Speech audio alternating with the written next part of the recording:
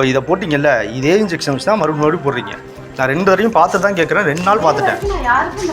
நீங்கன்னு சொல்ல இங்கே நிறைய பேர் நான் நேத்திலேருந்து பார்க்குறேன். நேத்திலேருந்து ஒரே ஒரு நிமிஷம், இப்போயாவது நீங்கள் இந்த இடத்துல வந்து போடுறீங்க. நேற்று நான் பார்க்குறேன், அந்த இன்ஜெக்ஷன் கையில் வச்சிருக்காங்க, அப்படியே எடுத்து போட்டுட்டு திரும்ப அந்த பெட்டுக்கு போய் அவங்களும் போடுறாங்க, அங்கேயும் போடுறாங்க. அரசு மருத்துவமனையில செவிலியர்கள் ஒரே சிரஞ்ச எல்லாருக்கும் பயன்படுத்தினதா குற்றச்சாட்டை வச்சு ஒரு வீடியோ வெளியாகி இருக்கிறது பெரும் அதிர்ச்சியை ஏற்படுத்தி இருக்கு. ஆமா, அதே சிரஞ்ச போடுறீங்க, அவங்களுக்கு போட்டீங்க. அப்படியா? ஒரு பேஷண்ட்டுக்கு ஒவ்வொரு சிரஞ்சு. சரி சரி. இல்லை, நான் பார்த்தப்ப அப்படி தெரிஞ்சுங்க.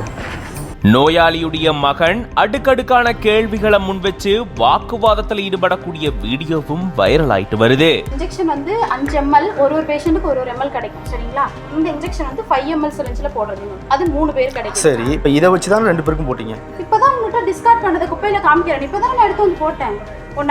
ஏங்க, வீடியோல தெளிவா நான் காட்டுறேன், அதை பார்க்கவே மாட்டேங்கிறீங்க. போட்டுட்டு நீங்க இந்த வீடியோவை நீங்க காட்டினாலும் சரி. இந்த வீடியோ நான் வரும்போது இந்த இன்ஜெக்ஷன் இங்க இல்ல, ஒண்ணே கையில வச்சிருந்தீங்க. இப்போ மயிலாடுதுறை மாவட்டம் தரங்கம்பாடி தாலுகாவுக்குட்பட்ட ஆக்கூர் கிராமத்தை சேர்ந்தவர் ஹரிஹரன். இவருடைய தாயார் கல்யாணிக்கு நெஞ்சுவலி ஏற்பட்டதால கடந்த செப்டம்பர் 27ஆம் தேதி அன்னைக்கு மயிலாடுதுறை அரசினர் தலைமை மருத்துவமனையில சிகிச்சைக்காக சேர்த்திருந்திருக்காரு. அங்க அவங்களுக்கு சிகிச்சை அளிக்கப்பட்டு வந்திருக்கு. இந்த நிலையில தான் அங்க பணியில இருந்த நர்ஸ் ஒருத்தங்க இவங்களுடைய தாயாருக்கு ஊசி போட்டதா கூறப்படுது. ஆனா ஏற்கனவே பயன்படுத்தின சிரஞ்ச பயன்படுத்திதான் இவங்க தன்னுடைய தாயாருக்கு ஊசி போட்டுட்டாங்க அப்படின்னு ஹரிஹரன் நர்ஸு கிட்ட கடும் வாக்குவாதத்துல ஈடுபட்டிருந்திருக்காரு. மேலும் இத அங்க இருந்தவங்க வீடியோ பதிவும் செஞ்சிருந்திருக்காங்க. இந்த வீடியோ இப்போ சமூக வலைதளங்கள்ல வைரல் ஆயிட்டு வருது. ஆமா, அதே சிரஞ்ச போடுறீங்க, அவங்களுக்கு போட்டீங்க. அப்படியா? ஒரு பேஷண்ட்டுக்கு ஒவ்வொரு சிரஞ்சு. சரி சரி. இல்லை, நான் பார்த்தப்ப அப்படி தெரிஞ்சுங்க. ஆனா இதுக்கு பணியில இருந்த செவிலியர் மறுப்பு தெரிவிச்சிருக்காங்க. இந்த மாதிரி பயன்படுத்தப்பட்ட சிரஞ்ச தான் மறுபடியும் பயன்படுத்தல அப்படின்னு செவிலியர் தரப்புல இருந்து விளக்கம் கொடுக்கப்பட்டிருக்கு. அந்த வயால் இருக்கு இல்லீங்களா, அது 5 பேருக்கு போடுறது. சரி. 5 ml உள்ளது. ஆமா. அதுல 1 ml. இப்ப நான் உங்ககிட்ட தான் நான் கேக்குறது வந்து வயல்ல நீங்க மாத்தலன்னு கேக்கல, சிரஞ்ச மாத்தலையே. பாருங்க, இதுதான் இப்ப உங்களுக்கு பிரிச்சு இதுல இருந்து எடுத்து தான் நான் பிரிச்சு போடுறேன். இது 2 ml.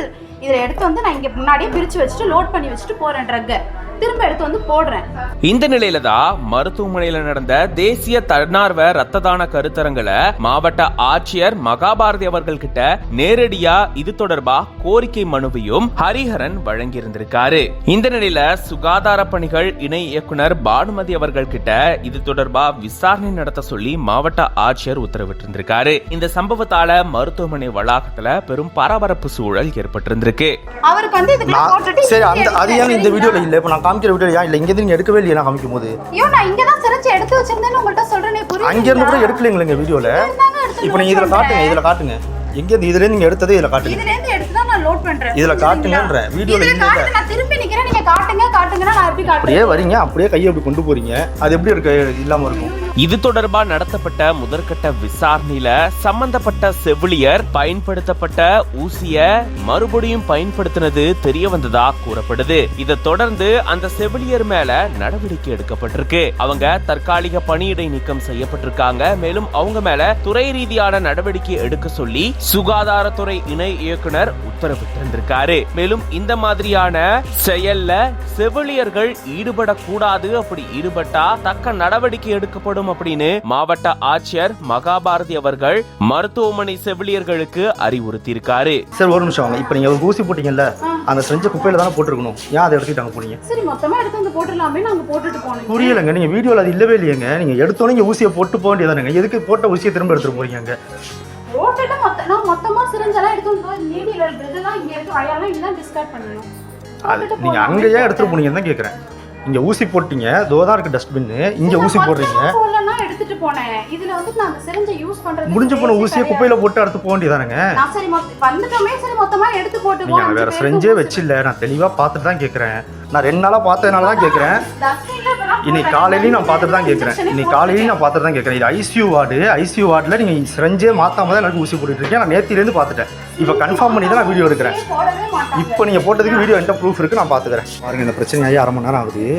இந்த டப்பாக்குள்ளே வச்சு தான் போட்டுன்றாங்க. இந்த டப்பாக்குள்ளே இருக்கிறது எல்லாமே கிளியராக ஓப்பன் பண்ணப்படாத ஊசி. இதுலேருந்து எடுத்து போட்டிருந்தா கண்டிப்பாக கை அதுக்குள்ளே போயிருக்கணும், வெளில வந்திருக்கணும். ஆனால் அந்த வீடியோவில் அது நடக்கலை. இங்கேருந்து அப்படியே எடுத்து தான் போட்டாங்க. கேட்டு 1/2 மணி நேரத்துக்கு மேலே ஆகுது. இப்போ வரைக்கும் இங்கே ஒரு நர்ஸ் இல்லை. யாருமே இல்லை, இது ஒரு ஐசியூ வார்டு.